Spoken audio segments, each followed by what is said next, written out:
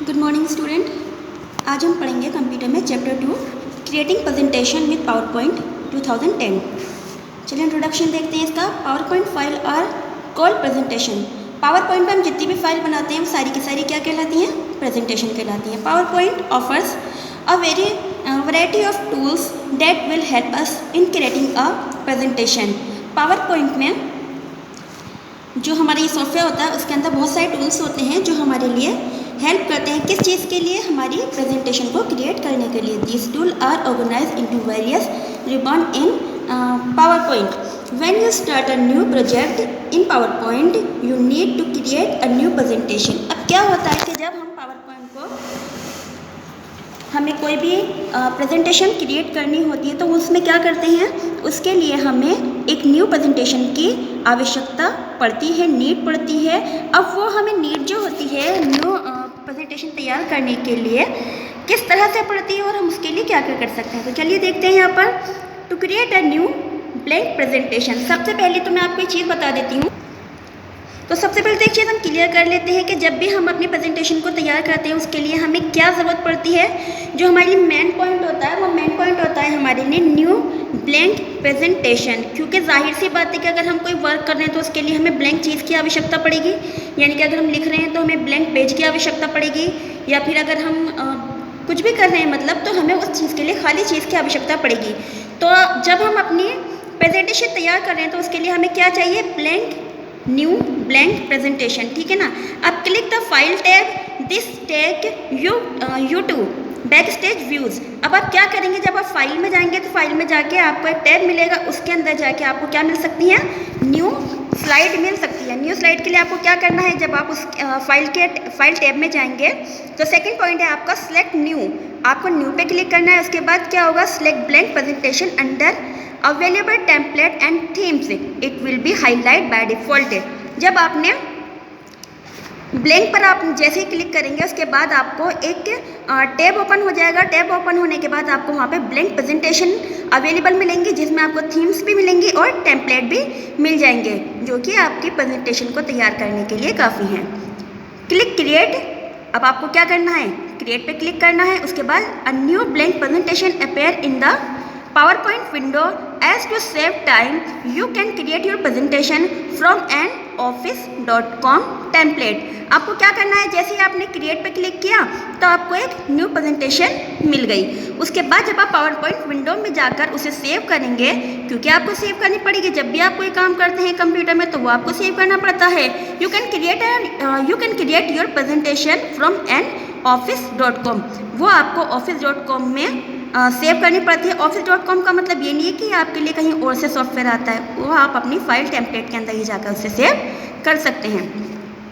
Which you can also select under available template and themes. अब क्या होता है इसके अंदर आपको क्या क्या मिल सकती हैं? टेम्पलेट्स एंड थीम्स आपको अवेलेबल होती हैं। Add new slide in PowerPoint 2010। Now we will discuss how to add new slide in an exciting presentation. Here are the steps that allows to you insert a new slide in the PPT। अब क्या करते हैं, चलिए discuss करते हैं इसके बारे में। जब हम कोई सी भी न्यू स्लाइड लेकर पहले तो मैं आपको एक चीज़ बता देती हूँ। आपको कोई सी भी प्रेजेंटेशन बनाने के लिए, तैयार करने के लिए, अगर हम बात करें एक प्रेजेंटेशन तैयार करने की, तो मैं ये नहीं कहूँगी कि आपकी एक ही स्लाइड के अंदर आपकी प्रेजेंटेशन जो है वो तैयार हो जाएगी। एक स्लाइड के अंदर प्रेजेंटेशन जो है वो कभी भी तैयार नहीं होती है। तो आपको उसके लिए क्या चाहिए? आपको सबसे पहले जो चीज़ होगी, आपको ऐड न्यू स्लाइड करते रहना पड़ेगा। क्यों? क्योंकि आपको अपनी जो भी आपको अपनी क्वालिटी शो करनी है, जो भी आपको अपनी स्लाइड दिखानी है, तो वो मैं नहीं कहूँगी कि आपको इनफ है एक स्लाइड के लिए। एक स्लाइड के लिए वो कभी भी इनफ नहीं होती है। तो आपको उसमें स्लाइड लेनी पड़ेगी, और स्लाइड लेते लेते आपको उसमें थीम्स एंड टेम्पलेट्स भी जो आवश्यकता आपको पड़ती है, नीड पड़ती है, वो आप उसके अंदर ले लेते हैं। अब जब आपकी एक पूरी प्रेजेंटेशन तैयार हो जाती है, देखिए यहाँ पे लिखा है head to the step that allow you to insert a new slide in the PPT। अब जब आप अपनी स्लाइड को तैयार कर लेते हैं तो वो आपकी एक न्यू स्लाइड में कन्वर्ट हो जाती है, जो कि PPT कहलाती है, यानी कि PowerPoint प्रेजेंटेशन। ये आपको PPT कहलाती है, ठीक है ना। तो हम जब भी PowerPoint में वर्क करते हैं तो वो चीज़ हमारी क्या कहलाती है? PPT कहलाती है। Step 1, right click in the navigation pan under an exciting slide and click on the new slide option. आपको क्या करना है, जब आप राइट क्लिक करेंगे तो नेविगेशन पेन का एक ऑप्शन आपके पास अवेलेबल हो जाएगा। उसके बाद आपको क्या करना है, जैसे ही आप उस ऑप्शन को देखेंगे तो वहाँ पे आपको न्यू स्लाइड का एक ऑप्शन मिलेगा, आप उस पर क्लिक कीजिए, आपकी न्यू स्लाइड ओपन होकर आ जाएगी। Step number 2, the new slide in insert का आपके पास एक ऑप्शन होता है, आप उस पर क्लिक कीजिए।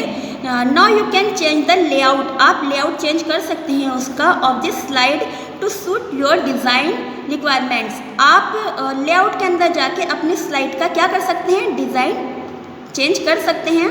तो ये इसकी रिक्वायरमेंट होती है, अगर आप चाहें जैसे भी मतलब आपकी रिक्वायरमेंट हो, अगर आप चाहें तो वहाँ जाकर उसका डिज़ाइन जो है वो चेंज कर सकते हैं। ठीक है, यहाँ आपको देखने को मिल रहा है, देखिए न्यू स्लाइड इंसर्ट, तो इंसर्ट कर सकते हैं आप अपनी न्यू स्लाइड को, ठीक है ना। PowerPoint slide layout, to change the slide layout right click on the newly insert slide and go to the layout option where you can choose from the exciting layout style available. अब आपको क्या करना है कि जब आप right click करते हैं तो आपके पास एक ऑप्शन जो है वो अवेलेबल हो जाता है। आप यहाँ पे देख सकते हैं, यहाँ पे इस तरह से आपका एक न्यू ऑप्शन आ गया, उसके अंदर आप देख रहे हैं यहाँ पर आपको बहुत सारे स्टाइल मिले हुए हैं, किसके, स्लाइड लेआउट के।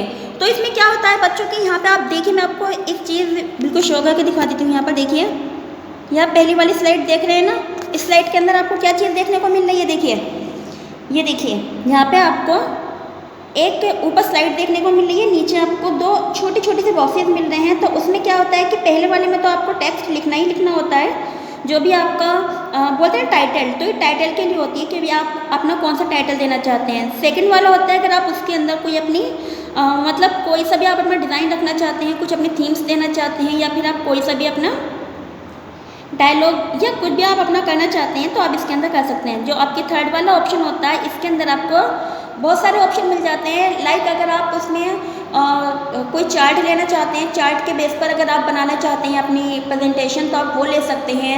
प्लस अगर आप उसके अंदर पिक्चर ऐड करना चाहते हैं तो पिक्चर ऐड कर सकते हैं। प्लस उसके अंदर आप फिर भी कोई टेक्स्ट देना चाहते हैं तो टेक्स्ट भी आप दे सकते हैं।